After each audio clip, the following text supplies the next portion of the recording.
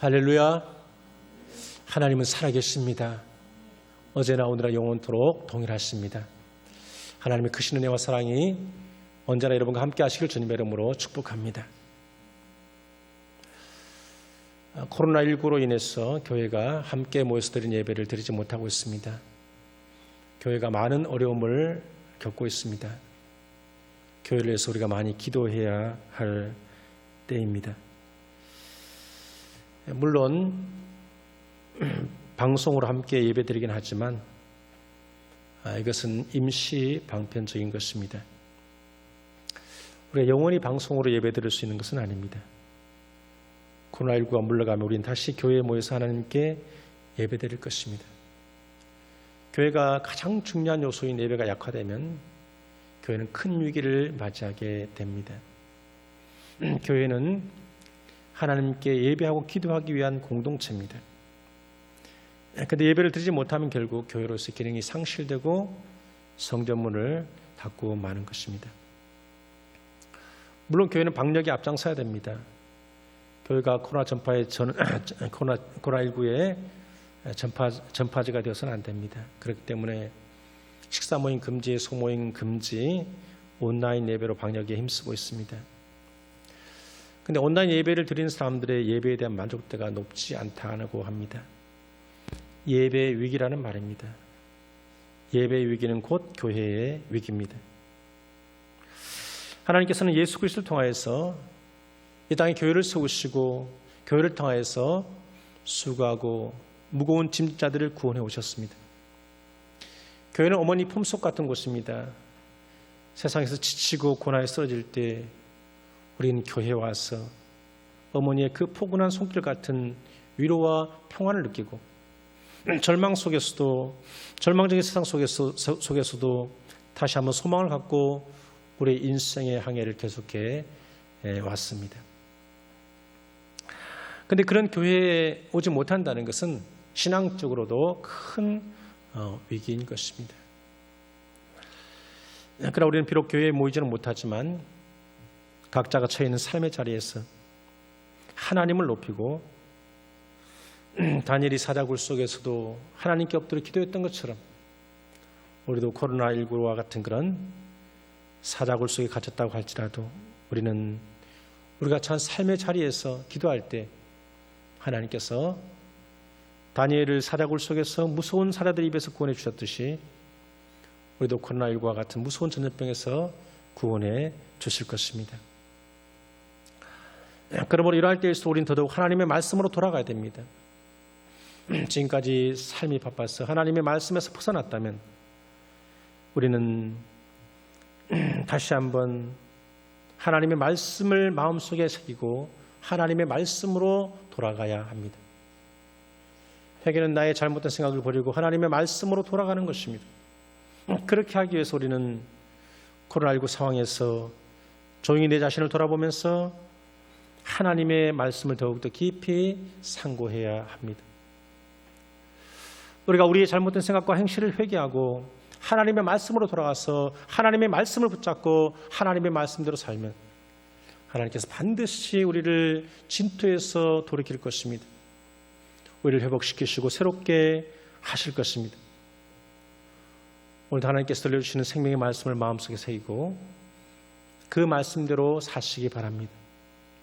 하나님께서 여러분과 여러분의 가정 위에 그리고 이 나라 이민족 위에 크신 복을 내려 주실 것입니다. 여러분, 교회는 그리스도의 몸입니다. 예수님은 교회를 사람의 몸에 비유해서 말씀하셨습니다. 교회의 머리는 예수님이시고 우리는 몸된 예수님에게 붙어있는 그런 지체들이라고 말씀하셨습니다. 사도 바울은 교회의 지체가 된 우리들이 무엇을 해야 하는지를 말씀하십니다. 9절부터 13절에 보면 10가지를 말씀합니다. 먼저 9절에 보면 사랑에는 거짓이 없나니 악을 미워하고 선에 속하라고 말합니다. 사랑에는 거짓이 없다는 것은 사랑은 숨길 수 없다는 말입니다. 사랑한다고 말하면서 악을 미워하고 선에 속하지 않고 선을 미워하고 악에 속한다면 그것은 사랑이 아니라는 말씀입니다. 우리가 예수님을 믿고 예수님의 제자가 되었는지 어떻게 알 수 있습니까?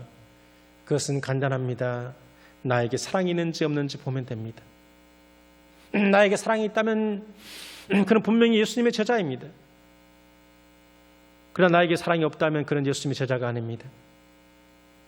우리가 예수 믿고 예수님의 제자가 되었다면 우리는 모든 것을 사랑으로 행해야 합니다. 그래서 오늘 본문은 예수 믿는 사람들이 해야 할 10가지를 말하면서 10절에 보면 형제를 사랑하여 서로 우애하고 존경하기를 서로 먼저 하며라고 말합니다. 성경이 말한 10가지 행동들의 모든 행동의 동기는 형제 사랑이어야 한다는 말입니다. 우리는 무슨 일을 하든지 그 동기가 순수해야 한다고 말합니다. 그 동기가 불순하면 결국 결과는 불행한 결과를 가져옵니다. 동기가 순수해야 합니다. 그런데 성도는 모든 일을 할 때에 그 동기가 사랑이어야 합니다. 하나님 사도 바울을 통하여서 고린도전서 13장에서 사람이 세상의 모든 언어를 다 말할 수 있고 설령 천사의 말까지 할 수 있다고 할지라도 그 동기가 사랑이 아니라면 그 말은 시끄러운 징소와 같고 요란하게 쳐대는 꽹과리 소리와 전혀 다를 것이 없다고 말씀하십니다. 사람이 하나님의 말씀을 받아서 예언의 말씀을 전할 수 있다고 할지라도 그 동기가 사랑이 아니라면 아무 소용이 없다는 것입니다. 심지어 산 옮길 만한 모든 믿음을 가졌다고 할지라도 사랑이 없으면 아무것도 아니라고 말씀합니다. 또한 자기가 가지고 있는 모든 소유를 다 남에게 나누어 준다고 할지라도 또 자랑하기 위해서 자신의 몸을 불살하게 내어주면서 자신을 희생한다고 할지라도 그 희생의 동기가 사랑이 아니라면 자신에게 아무런 유익이 없다는 것입니다. 그러므로 우리는 반드시 형제 사랑이라는 동기를 가지고 행동해야 된다고 말씀합니다. 형제 사랑이라는 동기를 가지고 제일 먼저 당부한 말씀은 서로 우애하는 것입니다. 서로 우애한다는 것은 성도들끼리 서로 다정하게 대한다는 것입니다. 한국 사람들은 정이 많습니다. 정이 많은 것이 우애입니다. 그래서 우리는 너무 쌀쌀맞게 구는 사람에게 정 떨어진다는 말을 하죠. 교우들끼리 정 떨어지는 행동을 해서는 안 됩니다. 서로 우애해야 됩니다. 서로 다정하게 정을 많이 나눠야 됩니다. 두 번째로는 존경하기를 서로 먼저 하라고 말씀합니다. 존경이라는 말은 어떤 사람의 훌륭한 인격과 행위를 높이고 받드는 것을 말합니다. 교우들끼리 서로 대할 때 존경하려면 그 사람의 훌륭한 인격이나 행위가 있어야 되는데 사람은 장점도 있고 단점도 있습니다. 그러므로 먼저 상대를 존경하려면 상대방의 단점과 허물을 덮어주고 상대방의 장점만 봐야 됩니다. 단점만 보면 비판하고 정죄할 수밖에 없습니다. 그것은 하나님의 교회를 망하게 하는 것입니다. 교회에 와서 다른 사람의 단점이 보이면 저에게 허물을 덮어주고 그 사람의 장점을 보고 서로 존경하기를 먼저 해야 됩니다.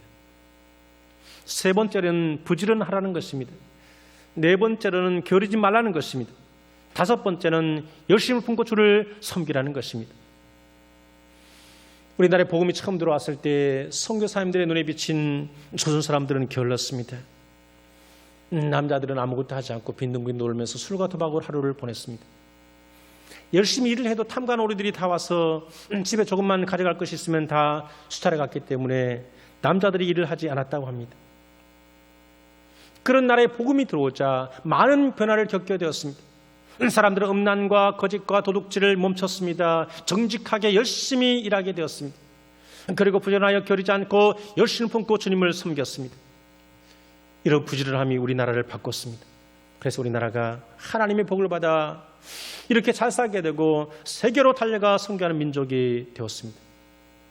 우리가 주님을 섬길 때에 부지런하여 게으르지 말고 열심을 품고 주님을 섬겨야 됩니다. 그렇게 할 때 하나님께서 복을 주셔서 세계의 모든 민족에 뛰어난 복을 주십니다. 여섯 번째는 소망 중에 즐거워하라는 것입니다. 초대교회는 참으로 절망적인 상황을 만날 때가 많았습니다. 예수님을 믿는 이유로 유대인들의 회당으로부터 축출당했습니다. 회당에서 쫓겨나는 것은 너는 더 이상 선민 유대인이 아니다. 너는 이제 이방 민족과 똑같다고 하는 뜻입니다. 그렇게 회당에서 축출당하면 유대 공동체로부터도 쫓겨나고 마는 것입니다.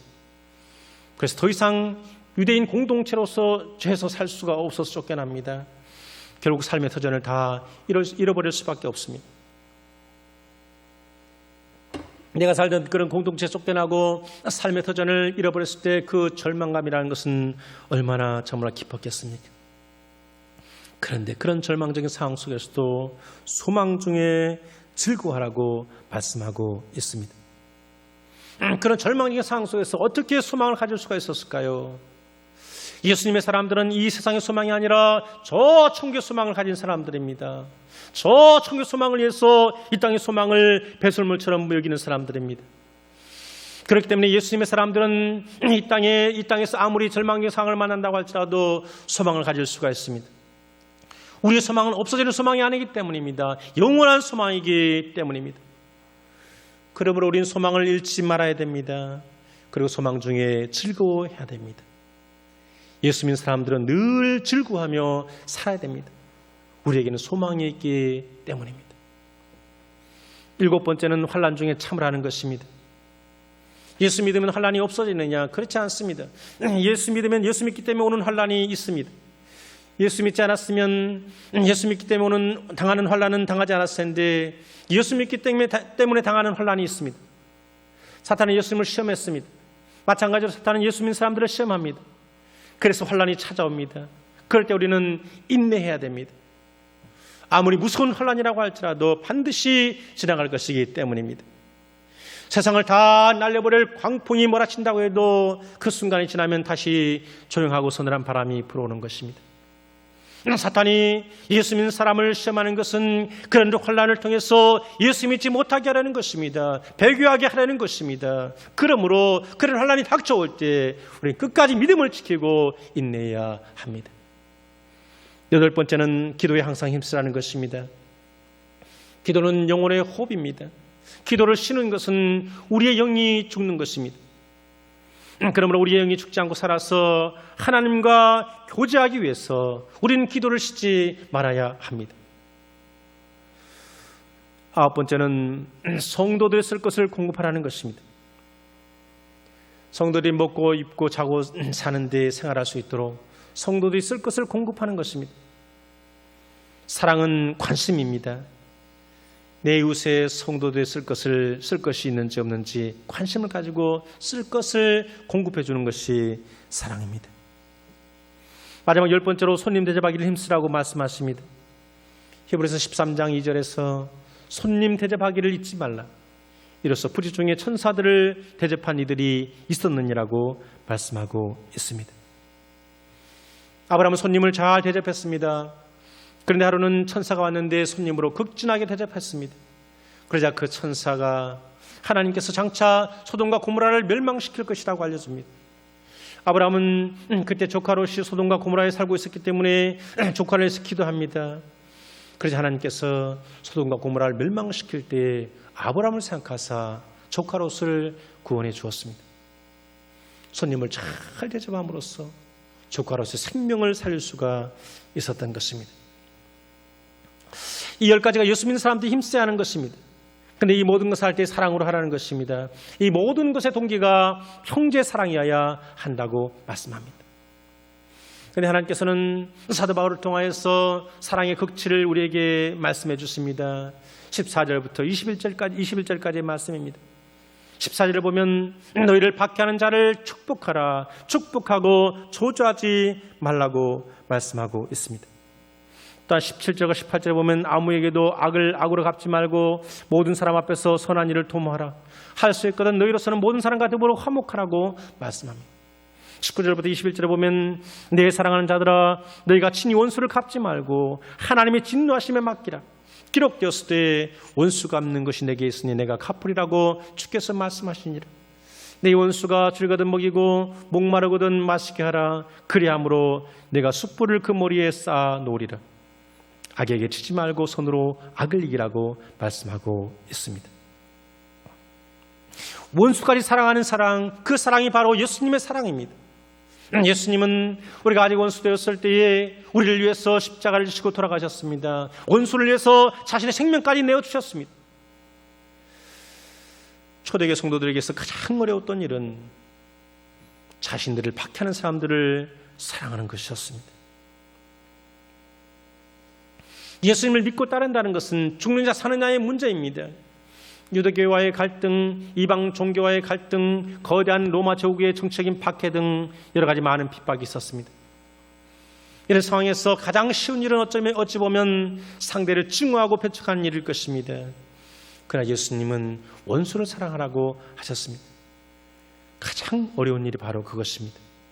바울도 그 예수님을 따라서 박해하는 자를 오히려 축복하라고 말씀합니다. 자기를 미워하고 박해하는 사람들까지 사랑으로 대하라는 것은 참으로 어려운 일입니다. 그러나 초대교회 교인들은 이런 어려운 예수님의 말씀에 순종했습니다. 그래서 사람들의 가슴 속에 예수님의 사랑을 전할 수가 있었습니다. 그래서 결국 이 교회는 성경문을 닫지 않았고 세상 모든 사람들을 하나님께로 인도할 수가 있었습니다. 모든 것이 사랑의 힘입니다. 사랑으로 사람들을 대할 때 결국 사랑이 이긴 것입니다. 사랑이 이겼기 때문에 결국 오늘날 이 땅에 교회가 존재하고 있는 것입니다.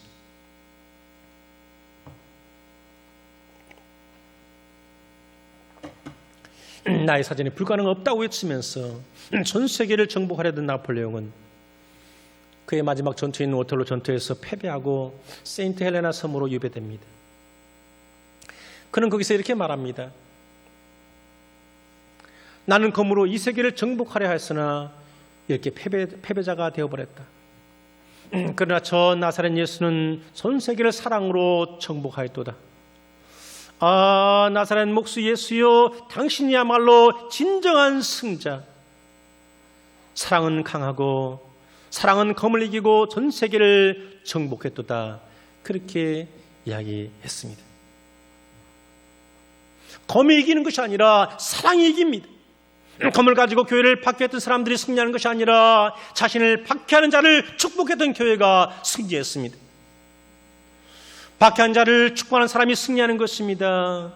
박해자는 영원한 멸망으로 던져질 것입니다. 그러나 박해자를 위해서 머리에 숯불을 쌓아놓는 사람은 궁극적으로 승리해서 천국을 유업으로 받게 될 것입니다. 그러므로 박해하는 자를 축복하고 저주하지 말아야 합니다. 아무에게도 악을 악으로 갚지 말고 모든 사람에게 앞에서 선한 일을 통모해야 합니다. 예수 믿는 사람들은 할 수 있거든 모든 사람과 더불어 화목해야 합니다. 예수 믿는 사람들은 친히 원수를 갚아서는 안 됩니다.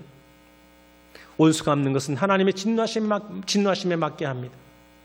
성경에 원수 갚는 것은 하나님께 있으니 하나님께서 친히 갚으시겠다고 하셨습니다. 예수 믿는 사람들은 원수가 줄이거든 먹이고 목마르거든 마시게 해야 됩니다. 그렇게 할 때 하나님께서 반드시 원수를 갚아주시고 복을 주실 것입니다. 한국대학생 선교회 CCC를 운영하면서 한국계에 큰 영향력을 끼쳤던 김중곤 목사님의 실화입니다. 6.25 때에 예수 믿는 이유 때문에 목사님의 가족이 공산당원들에게 끌려가서 가진 고초를 겪었습니다. 목사님이 보는 눈앞에서 목사님의 부친과 아내가 공산당들에게 맞아서 죽는 것을 보아했습니다. 목사님도 너무나 많이 매를 맞아서 혼수 상태에 빠졌습니다. 그때 미군 함정이 나타나는 바람에 겨우 위기를 벗어나 목숨을 건질 수 있었습니다. 급기야 김 목사님의 가족을 죽인 공산당원들은 그 공산당원들을 미군들이 잡아들였습니다. 근데 목사님은 빵을 들고 미군들에게 찾아가서 공산당들에게 주면서 미군들에게 사정하면서 풀어달라고 합니다. 미군들이 목사님의 간청에 못 이겨서 풀어주었습니다. 근데 그 공산당원들이 산속에 들어가서 계속해서 게릴라전을 펼쳤습니다. 그때 김 목사님은 성경책을 들고 산속으로 찾아 들어가서 그 게릴라전을 벌이고 있는 공산당들을 만납니다. 그 결과 공산당원들이 회개하고 돌아와서 108명이 모이는 시골교회를 설립할 수가 있었습니다. 김 목사님은 하나님의 사랑을 가지고 아버지를 죽이고 아내를 죽인 사람까지도 용서했던 것입니다. 김 목사님이 진정한 예수님의 제자였던 것입니다. 사랑하는 성도 여러분, 코로나로 인해서 교회 이미지가 많이 실추되었습니다. 지난 6월 달에 조사를 해봤는데 천주교와 불교인들은 온화한 따뜻한 같은 긍정적인 이미지가 우세했지만 기독교인들에 대해서는 거리를 두고 싶은 이중적인 사기꾼 같은 그런 부정적인 이미지가 더 많았다고 합니다. 우리 다시 한번 하나님의 말씀으로 돌아가야 됩니다. 모든 것을 사랑으로 행해야 됩니다. 우리의 모든 행동의 동기가 사랑이어야 합니다. 그렇게 사랑으로 행할 때 우리의 가정도 회복될 것이고 우리 교회도 다시 살아날 것이고 우리나라도 복음으로 통일되고 복음의 세상의 나라가 되어서 하나님께 아름답게 쓰임받게 될 줄로 믿습니다. 다 같이 기도하겠습니다. 하나님 아버지, 코로나19로 인해서 교회 이미지가 많이 실추되었습니다. 하나님 이름을 높이며 하나님께 영광 돌려야 할 저희들이 사랑으로 행하지 못해서 하나님 이름을 높이지 못했습니다. 하나님 저희들을 용서하여 주옵소서. 이제 다시 일어나 사랑으로 온 세상을 정복한 예수님처럼 저희들도 사랑으로 가정을 복음화시키며 사랑으로 교회를 세워나가며 사랑으로 이 나라의 민족을 전 세계 모든 민족 위에 우뚝 세워갈 수 있도록 은혜를 내려 주옵소서. 예수님의 이름으로 기도하옵나이다. 아멘.